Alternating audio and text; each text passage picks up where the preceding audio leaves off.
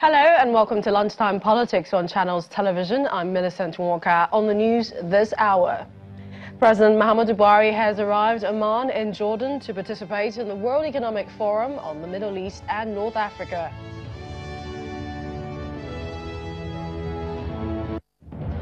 The Independent National Electoral Commission INEC will go back to the field to conduct supplementary elections in River State on the 13th of April 2019.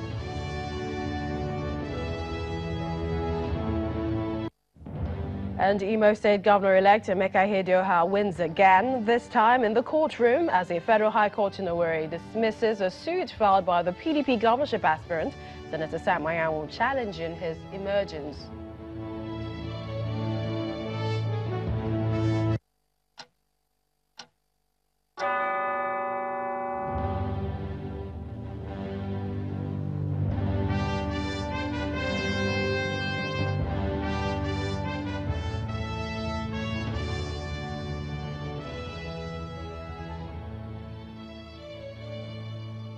Welcome everyone to the program. We begin with President Muhammadu Buhari, who has arrived Amman in Jordan to participate in the World Economic Forum on the Middle East and North Africa on the invitation of King Abdullah bin Al Hussein of Jordan. President Buhari will deliver an address to the opening of plenary alongside King Abdullah and United Nations Secretary General Antonio Guterres. He is also expected to join world economic leaders in an informal gathering at the King Hussein bin Talal Convention Center and hold bilateral meetings with some world leaders on the sidelines of the forum. The president will depart Amman on Sunday for Dubai, the United Arab Emirates, to participate in the 9th edition of the annual investment meeting. He is also to deliver a keynote address on the theme, Mapping the Future of Foreign Direct Investment, Enriching World Economies Through Digital Globalization. The meeting is the largest gathering of corporate leaders, policymakers, businessmen, regional and international investors, entrepreneurs, leading academics and experts, showcasing up-to-date information, strategies, knowledge on attracting foreign direct investment, FDI. The Independent National Electoral Commission, INEC, will go back to the field on the 13th of April 2019 to conduct supplementary elections in River State. The Commission, after its meeting, says it has reviewed the conduct of the collation of results in the state and says it is satisfied with the process. However, the Commission will on the 13th of April conduct supplementary elections in 467 polling units of 45 affected registration areas for 4 state constituencies of River State. INEC also says that it has looked into the conduct of the Imo North Senatorial District election, which held on the 23rd of February 2019 and 9th of March, but will further investigate the issues generated. The umpire has set up a committee to further look into the case and reports their findings to be submitted on the 10th of April 2019. Well, let's get some more clarity and perspectives on the issues raised from the conduct of the election, especially the River supplementary election to hold. I'm now being joined by the INEC National Commissioner in charge of voter education and publicity, Mr. Festus Okoye. He is, I believe, in our Abuja studios. Thank you so much for joining us at this time. And we must begin by asking, first, the River State election, you said you were satisfied with the collation process and the eventual winner, but the question has been raised with regards to the local government areas that you did not conduct elections. We know that 4 LGAs, we're having the House of Assembly positions for the supplementary elections, but for 2 local government elections did not hold. So how did INEC arrive at a decision of a governor-elect for River State? Is there any legal, constitutional backing to that decision? Well, there are basically two issues arising from the conduct of the elections in River State. The first issue is that it is within the constitutional and legal competence of the Independent National Electoral Commission to conduct elections. It is also within our constitutional and legal competence to make a declaration and a return if we are satisfied that a proper election has been conducted and the constitutional requirements for making a declaration and a return has been met. In relation to the governorship elections in River State, the Commission is satisfied that the constitutional and legal requirements for making a declaration and a return was met. There were areas, in two areas rather, that there were issues. Now, part of the regulations and guidelines of the Commission is to the effect that if there's willful obstruction to deployment, that for the entire place where there has been willful obstruction, those entire polling units will get 0 votes. And then if there's deliberate destruction or obstruction of the Commission from performing its constitutional and statutory duties in relation to an election, that we're going to score those polling units or those areas where that deliberate obstruction occurred 0. So that's exactly what happened in relation to the governorship election in Rivers State.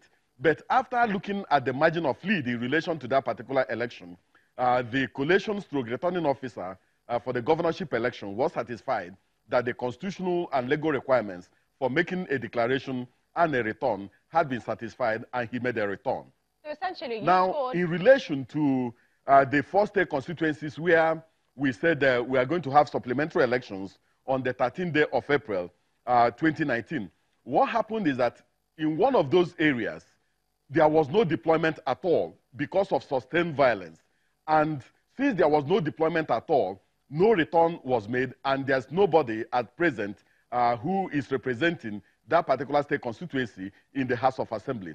In another state constituency, there was deployment, elections held, but no results were returned because there was sustained destruction of INEC results and INEC materials.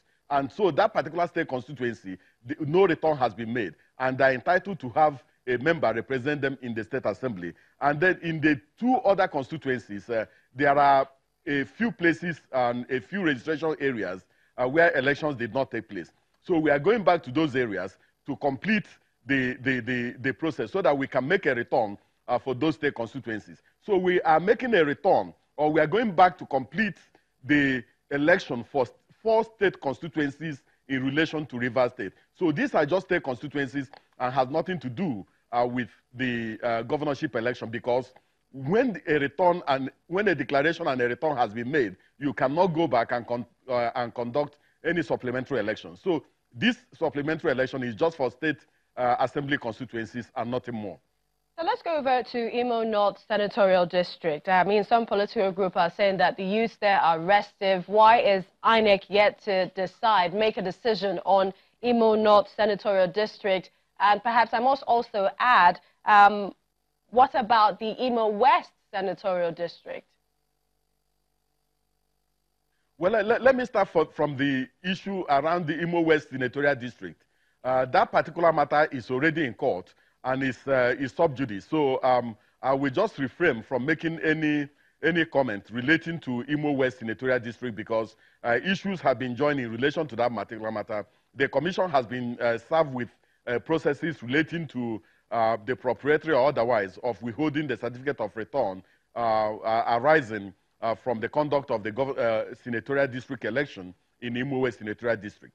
In relation to Imo North Senatorial District, the Commission met yesterday and reviewed a deluge of petitions that we received in relation to the Imo North, to the conduct of the elections in Imo North Senatorial District, and felt that a prima facie case has been established and that there's the need for additional inquiry into what really happened in Imo North Senatorial District. And based on that, the Commission established a committee made up of 3 national commissioners and some senior staff of the Commission to look into this matter and report back to the Commission by the 10th of this month. We believe that there are issues to be looked into. We want to see whether there has been some misconduct on the part of staff of the Commission and on the part of some of the ad hoc staff that are supposed to look into this particular matter. We want to know whether there has been a proper declaration and a proper return. And we also want to know whether our processes and procedures were followed to the letter before we make a final and definitive statement relating to Imo North Senatorial District election. Still on processes, let's take it back to Rivers State. Has the Commission come out with the findings, a report on the involvement of the military during the elections? What can you tell us? Before we went back to carry out the final collation in relation to the Rivers State elections, we had a meeting with the leadership of the security agencies. And that particular meeting was everybody was very frank. The meeting was very robust. And at the end of the day, all of us agreed that we are going to be very professional in handling the matters relating to the Rivers election. And as you can see, during the collation process, all the security agencies acted with a high level of professionalism. They were very ethical in their conduct, and that is why the commission was able to complete the collation process and make a return. Now, at the level of the military, they set up their own processes and their own inquiry. So the commission is not part of that particular inquiry. But we had issues with the security agencies during the elections. Those issues have been ironed out, and you can see the type of cooperation we received from the security agencies and the type of professionalism they displayed during the collation process. So we are happy with what has happened, and we believe that they are going to carry this into the supplementary elections we are going to have in relation to the state constituency elections. So I can say confidently that the security agencies perform well, and we are happy with their performance and with their conduct in relation to the Rivers State collation process. INEC National Commissioner, Mr. Festus Okoye, it was a pleasure on Lunchtime Politics. Let's now shift attention to matters relating to the aspirations for the leadership positions of the 9th National Assembly. The Senate is heating up as more senators are signifying interest in different positions. A federal lawmaker, Senator Kabiru Gaya, is announcing his interest in the position of Deputy President of Senate. Our correspondent Linda Akigwe has more. It's a high-stake contest, a race for leadership positions in the Senate. Senators Ahmed Lawan and Aline Dume have publicly thrown their hats into the ring for the position of Senate President. The ruling APC appears to be backing Senator Ahmed Lawan, but Senator Ndume is not backing down and insists he's still in the running for Senate President. I wrote to the party that I intend to contest for that position. But it seems that there is support for a third candidate for Senate President. A group on Thursday is staging a solidarity march to the National Assembly, calling on Senator Danjuma Goje to run for Senate President. We are here for solidarity for Danjuma Goje and endorsing for the 9th Senate President National Assembly of Nigeria. But Senator Goje from the ruling APC representing Gombe State has not publicly announced his intention to contest for the position of Senate President.